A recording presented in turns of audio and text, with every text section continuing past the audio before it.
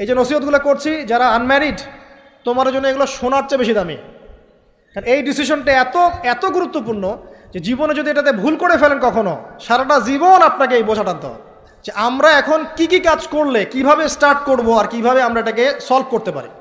এই সলিউশনটা দুই রকম। এক নম্বর হচ্ছে যারা অলরেডি পরিবারে ঢুকে গেছেন তাদেরকে অন্য জায়গা থেকে শুরু করতে হবে। মানে যারা অলরেডি পরিবারে ঢুকে গেছেন আপনাদেরকে তওবা করে ফিরে এসে আবার শুরু করতে হবে। আর যারা পরিবারে এখনও ঢোকেন নাই, আপনারা এখনও সৌভাগ্যবান। এখন থেকে যদি আপনারা এই নসিহতগুলো মেনে চলতে পারেন, ইনশাল্লাহ আপনার পরিবারটা 8-10টা পরিবারের মতো হবে না ইনশাল্লাহ। রিজিকের ব্যবস্থাটাকে করে নেন, তারপরে ওদিকে যান। আপনার আপন ভাই হিসেবে আমি কথাগুলো বলছি, মনে করেন। এরপরে আপনি যখন বিয়ে করবেন, বললাম তো, মেয়ের জাস্ট দিনদারিতা দেখবেন। হ্যাঁ, এর উপর যদি সৌন্দর্য থাকে আলহামদুলিল্লাহ, বংশ ভালো হয় আলহামদুলিল্লাহ, মেয়ের অর্থ সম্পদ আছে আলহামদুলিল্লাহ। যদি এগুলোর কোনোটাও না থাকে, দিনদারিতা থাকে, জাস্ট ওটাকে দেখেন, আর কিছু দেখার দরকার নেই, কিছু দেখার দরকার নেই। এরপরে আরেকটা কথা বলতে ভুলে গিয়েছি যে আপনি এই লেভেলে যাওয়ার আগে নিজেও পবিত্র থাকার চেষ্টা করেন। আপনি নিজে জেনায় যায় না, নিজে পর্নে যায় না, নিজে হারাম অ্যাফেয়ার্সে যায় না। যদি আপনি যান তাহলে আল্লাহ পাক কিন্তু আপনাকে পবিত্র স্ত্রী নাও দিতে পারেন।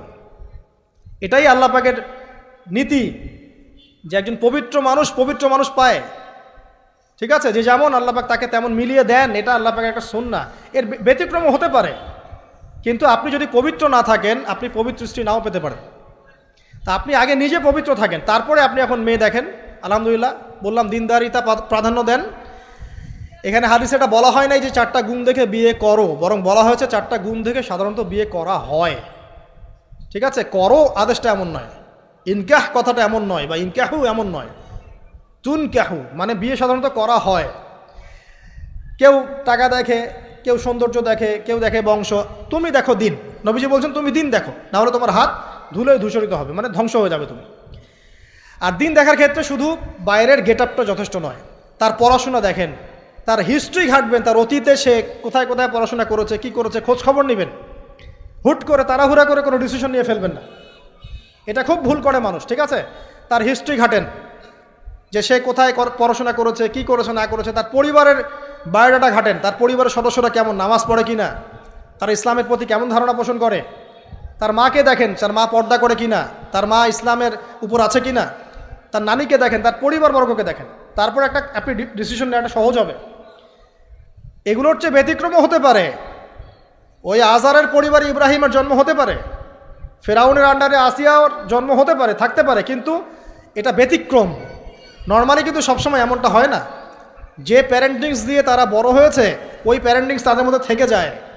এই কারণে মেয়ের ব্যাপারে খুব সেন্সিটিভ থাকবেন। আগে পুরো বিষয়গুলো ঘেটে নিয়ে তারপরে আপনি কোনো জায়গায় পা দেন। তারও আগে ইস্তেখারা করবেন আল্লাহর কাছে, যে আল্লাহ আমি তোমার কাছে ইস্তেখারা করছি, আমি জানি না যে কোনটা আমার জন্য ভালো হবে কোনটা খারাপ। আল্লাহ এটা যদি আমার জন্য ভালো হয় সহজ করে দাও, যদি খারাপ হয় আল্লাহ দূর করে দাও। নিজের উপর চাপ নিয়েন না। তারপরে যদি দেখেন আলহামদুলিল্লাহ দিনদার, আর ডানে বামে দেখার দরকার নাই।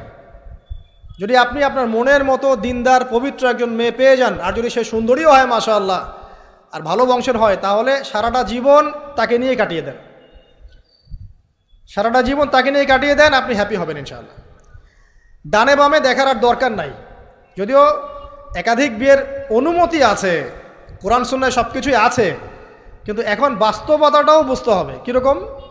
যে কোরআন সুন্নাহয় এমন অনেক কিছুই আছে যেটা বাস্তবে ইমপ্লিমেন্ট করাটা এতটাও সহজ না।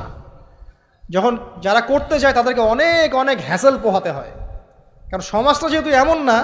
কোরআন সুন্নাহয় আছে যদিও, কিন্তু সমাজটা এমন না। তখন ওই ব্যক্তি কোরআন সুন্নাহ মানতে গেলে দেখা যায় সমাজ থেকে ব্যাপক হ্যারাসমেন্টের শিকার হয়। যদিও এটা তার দোষ না, এটা আল্লাহ পাক তাকে হয় পরীক্ষা করছেন, অথবা এই ওসিলায় তার গুনাহ মাফ করবেন। কিন্তু নর্মালি যেটা চলছে, এখানে আপনি আপনার বেস্টটা নেন, যেটা অপশনাল সেদিকে যাওয়ার দরকার নেই। এটা আমার নসিহত। কারণ সবার ওই শক্তি সামর্থ্য থাকে না যে সব কিছু সুন্দর মতো টাইটলি হ্যান্ডেল করতে পারবে। আর বলা যত সহজ, করার ব্যাপারটা এতটাও সহজ নয়। সো আর এই তো জেনারেশনের মেয়ের তো দেখছেনই, পান থেকে চুন খসলেই দেখবেন যে বিশাল তুলকালাম হয়ে যাচ্ছে আর কি। তো যদি আপনাকে আল্লাহ পাক আপনার পবিত্রতার কারণে, আপনার ঈমান আমলের কারণে খুশি হয়ে এমন একজন দিনদার, নেককার, পুণ্যবতী সুন্দরী সুশ্রী স্ত্রী দিয়ে দেন, আর ডানে বামে কখনো দেখবেন না, একদম তাকে নিয়ে পুরো লাইফটা কাটিয়ে দিবেন ইনশাআল্লাহ। ঠিক আছে? এরপরে দোয়া করবেন আল্লাহর কাছে, আল্লাহ এটার মধ্যে কল্যাণ বরকত দান করো। বিবাহের ক্ষেত্রে আপনি মোহরটাকে কম করবেন। আপনি মোহর মানে মেয়েদেরকে বলছি, মেয়ের বাবাদেরকে বলছি, সামর্থ্য অনুযায়ী করবেন, ছেলের সামর্থ্য অনুযায়ী করবেন, তার উপরে বোঝা চাপিয়ে দিবেন না। কিয়ামতের আলামতের হাদিসে আমি এটাও পড়েছি, শেষ জামানায় মোহর অনেক বেশি করা হবে, দেওয়া হবে কম। হয় না এমন? আর বাকি আছে আলামতের কিছু? তো ওই চিটারির মধ্যে নাই। আপনি বলছেন 1 লাখ, 1 লাখ আমি দিব নগদ, ব্যাস নগদ। বলছেন 5 লাখ দেওয়ার সামর্থ্য আছে আমার, 5 লাখ দিব, যে নগদ শেষ, পরে মাফ নিয়ে নিব, এইসব বার্গেনিংয়ে আপনি নাই। আর এখনকার বিবাহগুলো দেখলে মনে হয় যে মেয়ের বাবা ছেলেকে বিক্রি করছে আর ছেলের বাবা মেয়ে কিনছে। সবচেয়ে বেশি মোহর দেখা যায় যে চিটাগাং এরিয়ার দিকে আর কি। এবং আপনি জানেন কি না, সবচেয়ে বেশি বিবাহ বিচ্ছেদ ওই জায়গায় বেশি।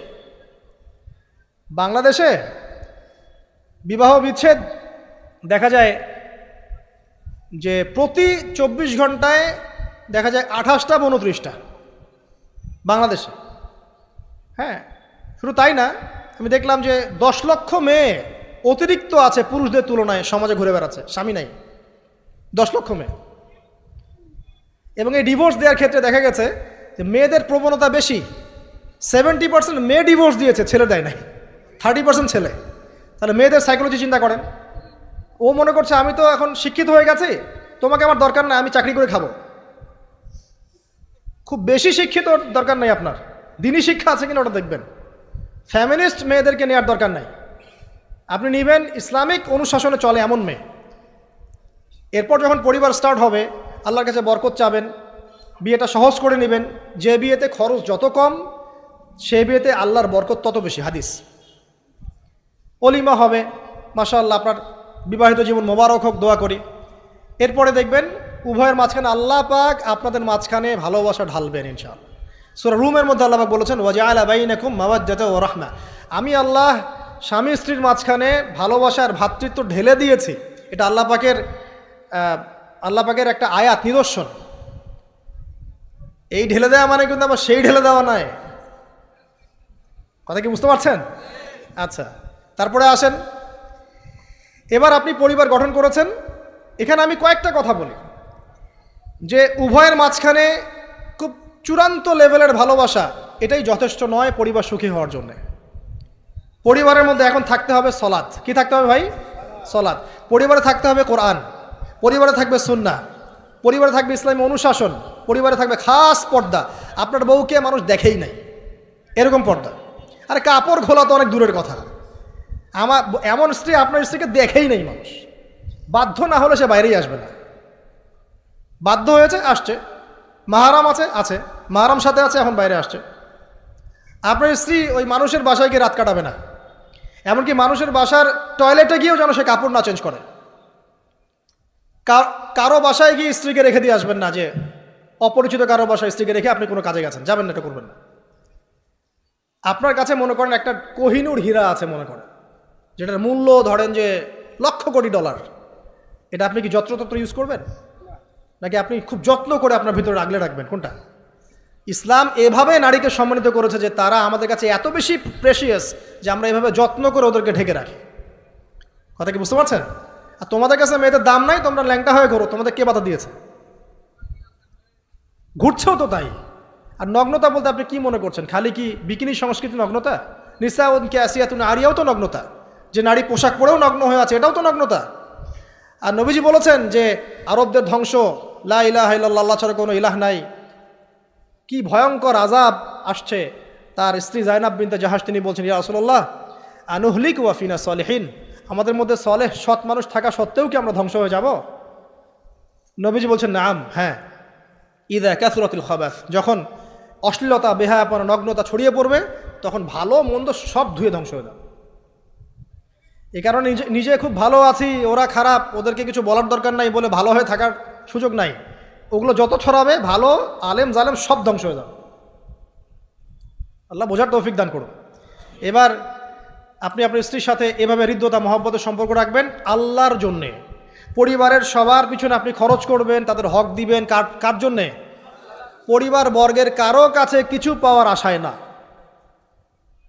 এই ফিলোসফিটা বোঝেন। পরিবারের কারো কাছে থ্যাঙ্কস পাওয়ার আশায়ও না। আপনি আল্লাহর সন্তুষ্টির জন্য ওদের পিছনে খরচ করবেন, ওদেরকে ভালোবাসবেন, ওদের হক আদায় করবেন। কার জন্যে? আল্লাহর জন্য, এবং এর জন্য আপনি নেকি পাবেন ইনশাআল্লাহ। আর যদি আপনি তাদের কাছে কিছু আশা করতে যান, মনে মনে বেশি এক্সপেকটেশন রাখেন, তখন আপনি কি হবেন জানেন? আপনি পদে পদে কষ্ট পাবেন, পদে পদে কষ্ট পাবেন। দেখে নিয়েন, শুধু আল্লাহর হয়ে যান, মানে আল্লাহই আপনার আপন, আল্লাহ ছাড়া আপনি কাউরে চেনেন না। আল্লাহ পাক বলেছেন এগুলো করতে, আমি করি। আল্লাহ পাক ভালোবাসা দিয়েছেন সন্তানের প্রতি, স্ত্রীর প্রতি, বাসি। কিন্তু এটা এত অধিক মাত্রায় নয় যে তার কারণে আল্লাহকে ছেড়ে দিব। বা স্ত্রী সন্তান যদি আল্লাহর পথে চলার ক্ষেত্রে বাধা দেয়, আল্লাহকে ছাড়তে পারবো না, প্রয়োজন ওদেরকে ছাড়তে পারবো, এরকম থাকবে বিষয়টা। ঠিক আছে? আরেকটা কথা বলি, শুধু ভালোবাসাই আদর্শ দাম্পত্যের জন্য যথেষ্ট নয়। এখানে প্রয়োজন হচ্ছে একে অপরের প্রতি সম্মানবোধ থাকতে হবে, একে অপরের প্রতি বিশ্বাস থাকতে হবে। বিশ্বাস না থাকলে ওই পরিবারে শান্তি থাকে না। আপনি অনেক বড় আলেম, কিন্তু যদি আপনার স্ত্রী আপনাকে বিশ্বাস না করে, আপনি শান্তি পাবেন না। আপনি জানছেন আপনি ইনোসেন্ট, আপনি অনেস্ট, কিন্তু আপনার পরিবারের সদস্য, আপনার স্ত্রী আপনাকে বিশ্বাস করছে না, তখন আপনি পরিবারে সুখ পাবেন না। বিশ্বাস খুব ইম্পর্টেন্ট। আমি তো বলি যে ভালোবাসার চেয়ে বিশ্বাস বেশি ইম্পর্টেন্ট। কারণ আগে ইমান না আগে আমল? কোনটা আগে? ইমান মানে কি? বিশ্বাস না? আগে বিশ্বাস, তারপরে না আমল? ভালোবাসা একটা আমল, আর বিশ্বাসটা কি? ইমান। আমার প্রতি যদি আপনার ইমান না থাকে, তাহলে আপনি আমাকে ভালোবাসবেন কিভাবে? বিশ্বাস থাকতে হবে, স্বামীর প্রতি স্ত্রী, স্ত্রী প্রতি স্বামী। এবং এখানে পুরুষদেরকে সহনশীল হতে হবে, কারণ আপনার স্ত্রী সারা জীবনে আপনাকে প্রচুর পেইন দিতে পারে, এবং এটা মেয়েদের ফিতরত। এখানে সবরের জাজল্যমান দৃষ্টান্ত স্থাপন করতে হবে, নসিহত করতে থাকতে হবে ততদিন পর্যন্ত যখন আপনি দেখছেন যে হ্যাঁ এগুলোতে কাজ হচ্ছে।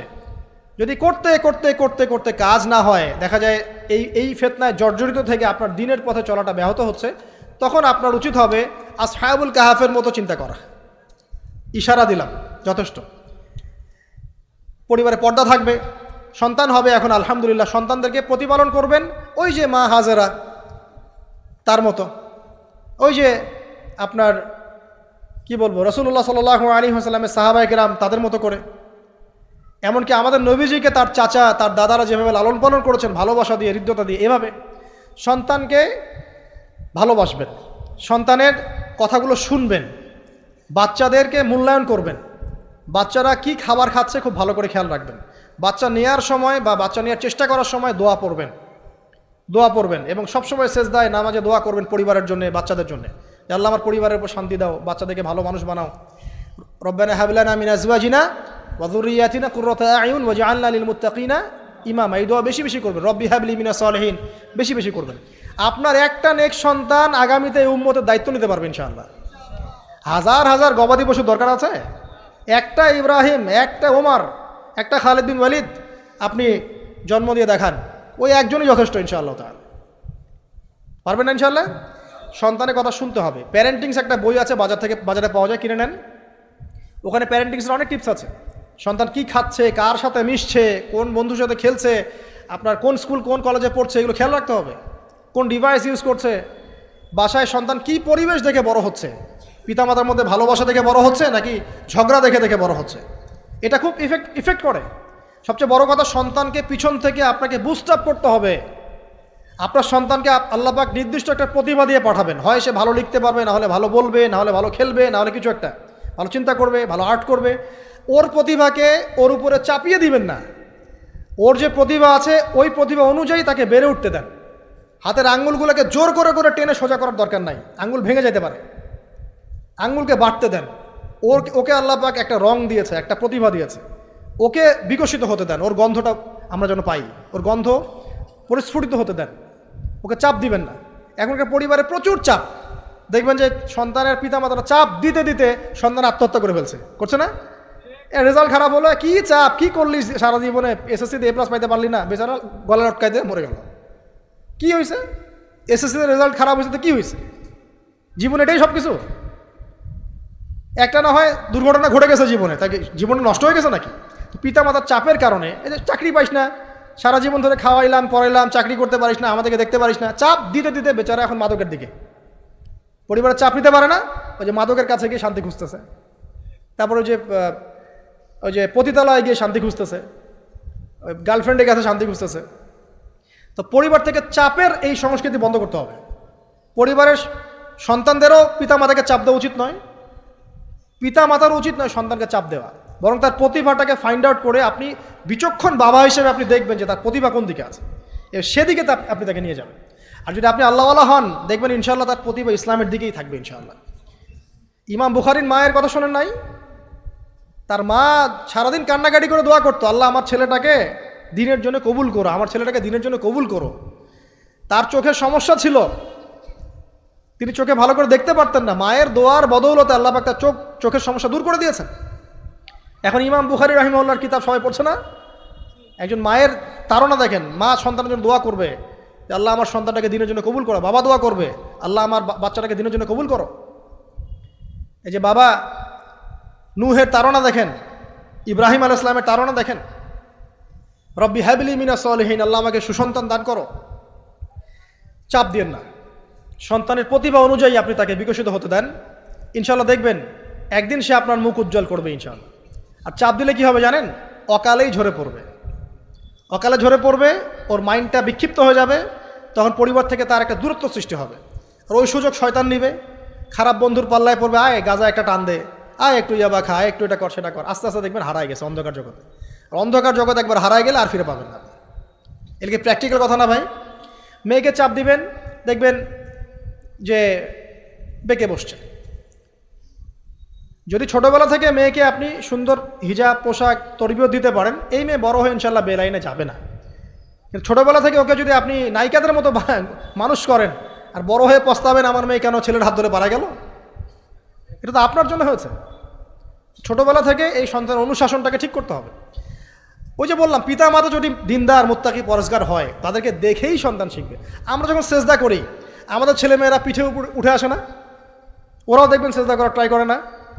মসজিদে নিয়ে আসেন বাচ্চাকে, দেখবেন ও দেখে দেখে দেখছে যে কি করছে এরা, কি করছে, ও তখন নিজেও একটু হাত বাঁধার চেষ্টা করে, এমন করে দাঁড়া থাকে, খেয়াল করে নাই? হাত তুলে। বাচ্চারা দেখে শিখবে, পরিবারে দেখে বাচ্চারা শিখবে যে পিতামাতা কেমন, কিভাবে কথা বলে, পিতা কেমন করে মায়ের সাথে কথা বলছে, মা কেমন করে পিতার সাথে কথা বলছে, সে ওইভাবেই কথা বলবে। যে পরিবারে ওমরের মতো পিতা আছে, ওই পরিবার কি খারাপ হতে পারবে? যে পরিবারে হাজরা আলাইহিস সালামের মতো মা আছে, ওই পরিবার খারাপ হতে পারে?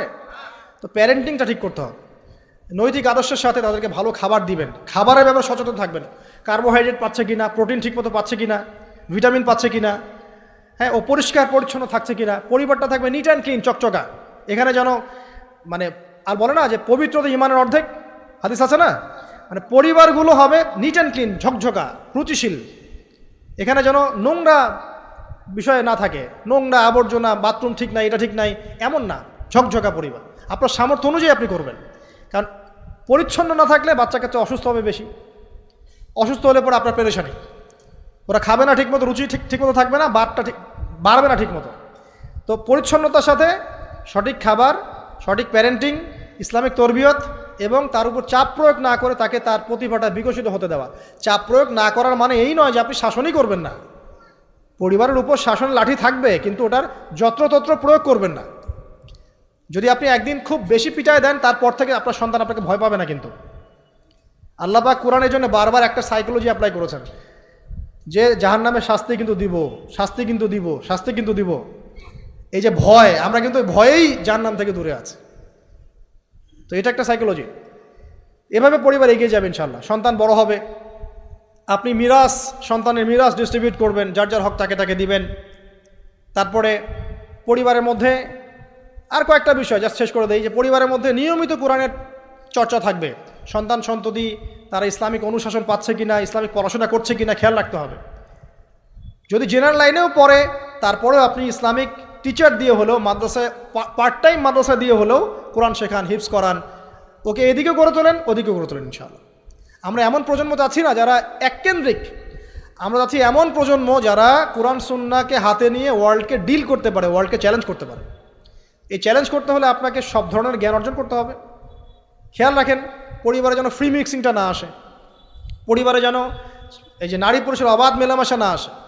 বেশিরভাগ ধর্ষণ হয়েছে বাংলাদেশে কাছের মানুষদেরকে দিয়ে, চাচার মাধ্যমে, মামার মাধ্যমে, কাজিনের মাধ্যমে, খালাতো ভাইয়ের মাধ্যমে, খালাতো ফুফাতো ভাইয়ের মাধ্যমে, কাছের মানুষদের দ্বারা বেশি রেপ হয়েছে বাংলাদেশে, জরিপ পরিসংখ্যান দেখেন।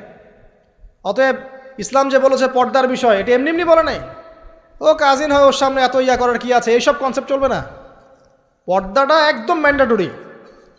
পরিবারের সালাম, পর্দা, অনুশাসন, এটা ম্যান্ডেটরি বিষয়। না খেয়ে মরে যান তাও পর্দা ছাড়া যাবে না। মানে বিষয়টা এমন স্ট্রিক্টলি নিতে হবে, যদিও বা বাধ্যগত অবস্থায় আল্লাহ পাক আপনাকে ছাড় দিয়েছেন, কিন্তু আপনাকে এইভাবে শক্তভাবে ধরতে হবে। আল্লাহ পাক তৌফিক দান করুন। এর পাশাপাশি কিছু বিষয় বলবো যেগুলো মোটেই পরিবারে ঢোকানো যাবে না, এটা বলে শেষ করছি 2 মিনিট। 1, পরিবারের শিরক ঢোকানো যাবে না। শিরক কি কি, কত প্রকার, এটার জন্য কিতাবুত তাওহীদ নামে একটা বই আছে, পড়েন ইনশাল্লাহ পারবেন। পরিবারে বেদাতি আমল ঢোকানো যাবে না। 2, 3, পরিবারে হারাম রিজিক ঢুকানো। পরিবারে হারাম রিজিক ঢুকবে, ওই হারাম রিজিকের মানে টাকা দিয়ে আপনার রক্ত মাংস তৈরি হবে, এই রক্ত মাংস কিন্তু আল্লাহর অনুগত হবে না, ইল্লা মাশাআল্লাহ। হারাম রিজিক থেকে দূরে থাকতে হবে। পরিবারের মধ্যে ক্রন্দল যেন না থাকে, এই চেষ্টাটা আপনাকে করতে হবে। বললাম তো, এটা অ্যাভয়েড করার জন্যে আপনি আল্লাহর হয়ে যান, নসিহত করেন, হাজার নসিহত করেও যদি কাজ না হয়, আপনি নিজে আসহাবুল কাহাফ হয়ে যান, তাও ভালো। পরিবারের মধ্যে অপসংস্কৃতি যেন না ঢোকে, পরিবারের মধ্যে অশ্লীলতা যেন না ঢোকে। পরিবারে এখনকার চলমান যে ফিতনাগুলো চলছে, এই যে ডিভাইসের মাধ্যমে, গেমিংয়ের মাধ্যমে, এই যে আপনি বলেন পাবজি টাবজি, ফ্রি ফায়ার, হাবিজাবি, হ্যাঁ, ইন্টারনেট সেকশনের যে নগ্নতা, তারপরে অনলাইনে যে জুয়া ঢুকেছে, লুডু ঢুকেছে, কত কি ঢুকেছে, আমি আসলে এগুলো শুনেছি, আমি দেখিনি এগুলো কিছু, আমি যা শুনি এগুলো। তো এই যে বিষয়গুলো, সেগুলো আপনার পরিবারের নৈতিক মূল্যবোধটাকে নষ্ট করে ফেলবে। বিনোদন যদি পেতেই হয়, তাহলে বিনোদন, কায়িক বিনোদন নেন। পরিবারের সন্তানদেরকে বা আমাদের সদস্যদেরকে জিম করতে বলেন, খেলাধুলা করতে বলেন, ফুটবল খেলুক, ক্রিকেট খেলুক প্রয়োজনে। যদি গান শুনতে চান, ইসলামিক নাশিদ শোনেন, ঠিক আছে, কৌতুক চান, ইসলামিক রসিকতা করেন, ঘোরেন, প্রয়োজনে পরিবারবর্গকে নিয়ে ঘুরেন, দেশটা ঘুরে আসেন, ট্রাভেল করেন, ঘোরেন, আল্লাহর নিদর্শন দেখেন, এটাও তো এন্টারটেইনমেন্ট নাকি? পরিবারকে সময় দেন, পরিবারকে সময় দিয়ে আপনি এই যে প্রাকৃতিক বিনোদনের দিকে চলে যান, ডিভাইস কেন্দ্রিক বিনোদনের দিকে যান না। নাহলে হবে কি, মাথাটা ওই ডিভাইস কেন্দ্রিক হয়ে যাবে, অস্থির, এবং এই মাথার মধ্যে আর কোরআন সুন্নাহর সঠিক জ্ঞানটা ঢুকবে না। তো এই কাজগুলো যদি আমরা না করি, ইনশাআল্লাহ পরিবার ভালো হবে। আল্লাহ রাব্বুল আলামিন আমাদের সবাইকে আদর্শ ইসলামিক পরিবার গড়ে তোলার তৌফিক দান করুন, আমিন। আর তাদের কথা বলে শেষ করি যে যারা অলরেডি ঢুকে গেছি, এই সমস্যাগুলো ফেস করছে, এখন 1 নাম্বার কাজ ভাই, আগে তওবা করে আল্লাহর কাছে ফিরে আসতে হবে যে আল্লাহ, আমি জীবনে যা ভুল করেছি, এখন থেকে আর ইনশাআল্লাহ আমরা এই আল্লাহ দ্রোহী কোনো কাজে যাব না। এই তওবা ইস্তেগফার করে আপনার স্ত্রীকে ঠান্ডা মাথায় বোঝানোর চেষ্টা করতে হবে যে দেখো, আমরা তো এক পর্যায় পর্যন্ত চলেছি, জীবনটা তো অনেক দিন চলেই গেল, একসময় মরতে হবে। তো আমরা আল্লাহ এবং তার রাসূলের কথা শুনি, ফিরে আসি, অল্প অল্প করে শুরু করে নামাজটা পড়ো, তুমি একটু পর্দাটা করো। প্রথমে খাস পর্দা করছে না হয়তো, আপনি বলেন মাথায় কাপড়টা দাও অ্যাটলিস্ট, হ্যাঁ, বাইরে সবার সামনে যেও না, দিনকাল ভালো না, এখন মেয়েদের ইজ্জত সম্মানের ঝুঁকি হচ্ছে, এভাবে বোঝানোর চেষ্টা করেন। আস্তে আস্তে তওবা করে ফিরে আসলে পরে তখন আপনি নামাজটাকে বাড়ান, নফল আমল বাড়ান, দান সদকা বাড়ান, এবং বেশি থেকে বেশি আল্লাহর কাছে দোয়া করেন, আল্লাহ আমার পরিবারটাকে হেফাজত করো, আল্লাহ আমার পরিবারটাকে হেফাজত করো, বলতে থাকেন। এবং দিনই কাজে পরিবারকে ব্যস্ত রাখেন, এবং এরকম আদর্শ পরিবারগুলোর মধ্যে একটা কমিউনিটি গড়ার চেষ্টা করেন, অভ্যন্তরীণ যোগাযোগ রাখার চেষ্টা করেন।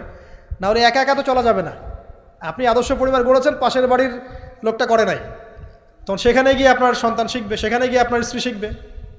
তো দিনই পরিবারগুলোর মধ্যে একটা হৃদ্যতা, ভালোবাসা এবং নেটওয়ার্কিং তৈরি করেন। পাশাপাশি দিনই প্রতিষ্ঠান গড়ে তোলেন, প্রতিষ্ঠানের মাধ্যমে কিন্তু পরিবারের লোকজনের সাথে দেখা সাক্ষাৎ হবে, অনেকগুলো পরিবার সেখানে বাচ্চা কাচ্চা ভর্তি করা হবে, সেখানে দেখবেন একটা কমিউনিটি আপনি পাচ্ছেন। তো এভাবে শেষ করে দেয়, এভাবে তাওহীদের চর্চা 1, সুন্নতের প্রতিষ্ঠা 2, 3 হালাল রিজিক, 4 হৃদ্যতা ভালোবাসা, 5 সবর ধৈর্য, 6 আল্লাহর কাছে দোয়া, বেশি বেশি দোয়া, 7 কি পর্দা, 8 অপসংস্কৃতির প্রতিরোধ, ঠিক আছে, 9 সন্তানদেরকে আগামী প্রজন্মে, আগামী মুসলিম জেনারেশনকে লিড দেওয়ার মতো করে তৈরি করা, আর 10 মনে করেন আমাদের মেয়েদের দিকে, স্পেশালি মেয়ে শিশু, কন্যা হোক, মেয়ে হোক, বোন হোক, মা হোক, তাদের দিকে স্পেশাল নজর রাখা। এই কাজগুলো করার মধ্য দিয়ে ইনশাআল্লাহ তাআলা আমরা ব্যক্তিগত পর্যায়ে আপোষে একটা আদর্শ পরিবার জান্নাতের টুকরা গড়তে পারবো ইনশাআল্লাহ আযজা ওয়া জাল। এবং এই টুকরাগুলো যখন একে অপরের সাথে কানেক্টেড থাকবে তখন আদর্শ সমাজ হবে ইনশাআল্লাহ। যখন এরকম করে পরিবারগুলো গড়ে উঠবে তখন সমাজের কাঠামো চেঞ্জ হয়ে যাবে। আর ওই সমাজকে দিয়ে আপনি ইনশাআল্লাহ ইসলামিক কোনো রেভলিউশন প্রতিষ্ঠা করতে পারবেন, আদারওয়াইজ হয়তো পারবেন না। তো এর বিপরীতে যা আছে সবই শয়তানের কাজ, জাহেলিয়াত, ফাসেকি, জুলুম, অন্যায়, পাপাচার। এগুলো থেকে সম্পূর্ণ তওবা করে আল্লাহ পাক আমাদেরকে জান্নাতি আদর্শ পরিবার গড়ে তোলা তৌফিক এনায়েত করুন, আমিন।